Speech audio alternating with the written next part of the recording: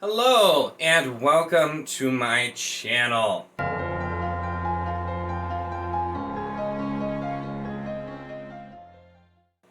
So this video is my August wrap-up, but unfortunately, as you may have been able to tell from the thumbnail, August was not a very good reading month for me for a few different reasons, and everything kind of just came together to turn this into a little bit of a train wreck of a month. So still going to be doing the wrap-up, but most of the books I'll be talking about I probably didn't get to or didn't finish.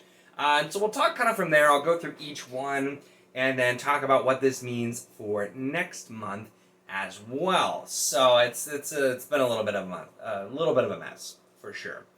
But so here's kind of where we started. Now I mentioned in my July wrap-up that, and I think my August TBR, that I had not yet finished Small Gods. I actually think I just barely started it, and also then jumped into Dragonlance Chronicles, read along with Andrew and some others, so I can blame Andrew at least a little bit for all of this, is where I'm getting to. But so I ended up reading Small Gods and Dragons of Winter Night, actually in August. So that got me to kind of a late start already, which didn't help, but then I had a lot of big books and just a lot going on as well. So we'll kind of just, like I said, talk through. So first up was Dragonbone Chair. Now this was the Wizardly Duo Discord official buddy read for August, so this is why I jumped straight into it. It's a pretty long book, and it's like 600-ish pages, but the text is pretty small, and I feel like word count-wise, it's probably a little bit bigger than it would otherwise seem, so I jumped right in. I do have a review for this, and I really, really enjoyed this book. It was very classic fantasy. It had some issues, but it worked really, really well for me. Definitely I would, and we discussed whether or not it's slow burn. I would call this a slow burn book. It's very slow to get started. It's looking a lot about the world, but the characters I think are well done. Benedict is still the greatest of all time. And so really, really enjoyed this, and I wanted to make sure I got to it, which I did. Like I said, there's a review, which I can link out to the reviews and go from there. So I got that in, and then I decided to start Priory of the Orange Tree. Now this is actually the opposite, where this is very thick, but with the text size and the spacing, guarantee word count, this is probably actually shorter than Dragonbone Chair. And I started this before I was going on vacation. Now, two things. I think it was kind of meh. I'm still not super far. I have not gotten any further into this. I'm not super far into it. I wasn't feeling it a large deal. I heard a lot of not great things about it in the Discord, because this was an unofficial buddy read. And I also didn't want to take this chunker with me on vacation to Ocean City, Maryland. And so I put it down, and I have, as of yet, not gotten back to it. Now, I do plan to. This still could end up being a DNF, but it is one I do want to actually give it a try, because once I got into it, there were some issues it had right off the bat. Once I got into it, it got a little bit better. I'm still not super feeling it, but it's not like bad enough that I'm just straight up DNFing it at this point. But it definitely is one that I was not in a hurry to get back to this month because of the way I was feeling about it. So, while I was on vacation, I brought Golden Fool, which was a TBR book. I'll tell you why I'm specifying that here in a second. And so I brought this, and oh my gosh, did I absolutely love Golden Fool. I did actually finish this technically within August. This is the last book I finished with August, and we're still really early, so that's not a great sign. But this is for the read-along with Megan's Reading Revelations. We started with Live Ship Traders and have gone into Tawny Man, and this might seriously be my favorite Hob book I've read so far. It is very slow like Hob is, but it just was a tragically beautiful book. Everything that's happening, the plot of this, it worked really well. And then after about like 300 pages, there actually was a ton going on, and some more than what sometimes there is going on in a Hob book. But I absolutely have just loved this so much. I will not be doing a review for this one because it's book 2, and book 1 didn't even do that well for a review, and so I don't know how many people would want to see it. If I end up recording one, I'm probably going to do the whole unlisted thing, which I played around with but haven't really done much yet, because I do still, I'd love to do a full-length review for this with spoilers, but I just don't know how many people are really looking for that, so I made it a little bit of a lower priority for those kinds of videos and try to keep my schedule releases with stuff that probably will have a bigger audience, basically, is kind of what I decided there.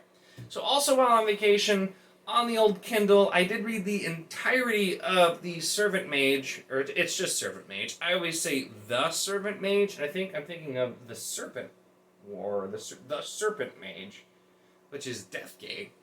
Even that doesn't actually look like it has a the, so I'm just wrong.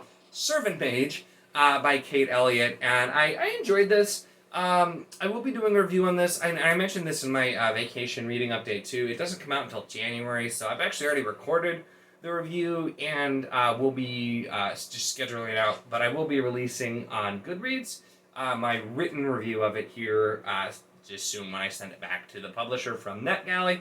So there was that. And then I also read, like I mentioned in the vacation video, the first chapter of Curse of the Mistwraith by Jenny Wirtz. That was just, I wanted to jump in. I have not had the time to get back to that. It is not a casual read, but the first chapter, like the prose, what was happening, what was being set up, I was pretty hooked, and I think I'm going to thoroughly enjoy that series. But it's a really long series, and I'm trying to not jump into it because it's going to make all of my TBR problems much, much worse. So we'll see, but I don't really have any updates on that. That's just going to be, I'll see what I see with it, is honestly where we are going there. So those were not planned. The next thing then that was up on the TBR was Dragons of Spring Dawning, Book 3 in Dragonlance Chronicles. That I also have not yet read. I will still be reading it, but it sounds like the live show for that's going to be later in September, so I've kind of paused on when I'll get to that too. It is a reread for me too, so I should be able to get through it pretty quickly, but that is still on there as well. And then we had what I said I was going to try to read Lords and Ladies and Men-at-Arms, or at least Lords and Ladies, which is the next book I need for Discworld. I had finally caught up with Drew's book reviews. I'll also link him in the description. And he read Lords and Ladies last month. I didn't get to it, so maybe now if I can get both of these in at some point together, or just read multiple and catch up again. I didn't get to either one of these. These will be pretty quick. But like I said, I did not do a good job this month. I was really busy with vacation with other things and just simply didn't get as much reading in. And then the last one, which was like it'd be a miracle if I had time for, was Senlin Ascends. Because Leslie from the Nerdy Narrative is doing a buddy read, and I really wanted to join, and I knew I didn't have time for it, and I was correct. I did not have time for it. So this is another one. I still really want to read Senlin. In the series in general, but I don't know if I'm going to start it now just because I would want to try and catch up, and I just don't know if that's going to be possible at this time. So it's still on the list, but it's just, I don't know if it's going to make it in this year at this point is kind of where we're at. And then the other book I read, because it was a shorter one and it was an e-arc that I didn't realize was coming out really soon, was How to Slay a Dragon by Kate Stevenson. This one I'm not doing a full review on it, mostly because I actually did end up, unfortunately, DNFing it. I really try not to do that with e-arcs, but it was not bad, but it was not what I thought it was going to be, and I just wasn't into it enough to try and cram it in when I was already super behind. This one it's marketed as a historical, accurate look at how you would do different things in a fantasy world, basically, and It goes through and says, like, oh, how do you, find a wizard to train under, or, how do you go on a quest, how do you do all these things? But it didn't work as much as such, because really what it is you have, like, the topic, the question, and then some, like, multiple anecdotes that apparently are true and from history, but have really varying degrees of relevance to whatever the topic happens to be. There'll be, like, the question, like, oh, how to marry the princess, and then the whole section is about, like, princesses that didn't get married, and, like, stuff like that. It's just, where it doesn't really necessarily fit, and I didn't get through the whole thing. I read over half of it, and it just was kind of the same thing. Like how to, learn magic, and then it talked about people who purported to use magic and just kind of talk more about them. So it was done much more as like a historian telling you sometimes funny stories or just other stories, but it didn't really feel cohesive as a book, unfortunately, for me, and that's kind of what I fell out. I was expecting it to be more of like a narrative, and I expected there to be some historical anecdotes, but like it showing like how this might have actually happened.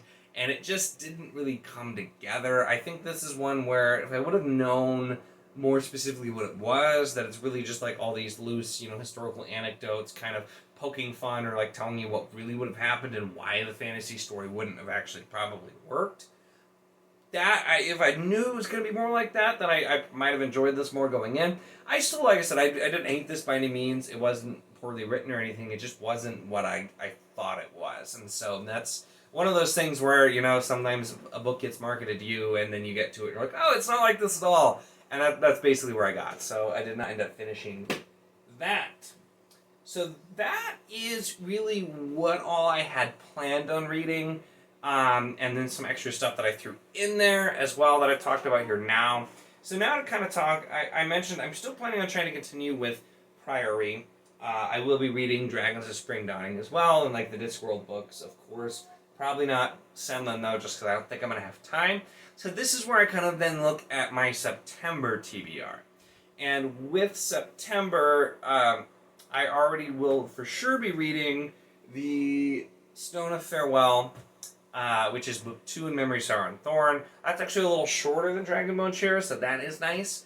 But I believe that's the only thing that's actually on my buddy read TBR, is that one. And so I'm going to be reading Dragons of Spring Dawning as well, since I was supposed to read that last month. And just kind of trying to continue the books that I didn't finish, while at the same time, what I think I'm going to do is also just kind of throw in some random books. I've had a lot of buddy reads lately. I've had a lot on my TBR. And so I'm going to try and just kind of chill and not really do that so much. So for example, actually what I'm reading right now, I finally picked up Dragon Slayer by Duncan Hamilton. This is like a 300-page book with pretty good size print, and I should be able to burn through really quickly.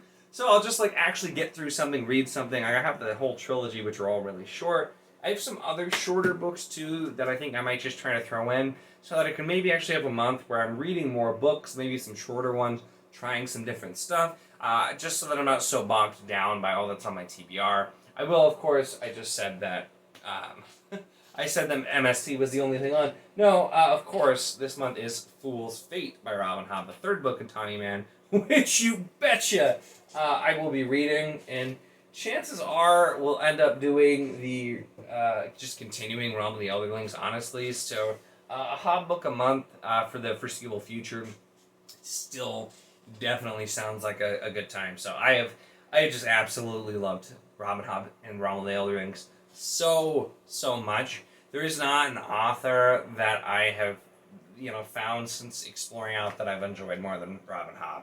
I have a lot of old favorites, but out of new stuff I've read, especially since BookTube, or that I read because of BookTube, Realm of the Elderlings just blows a lot of it out of the water.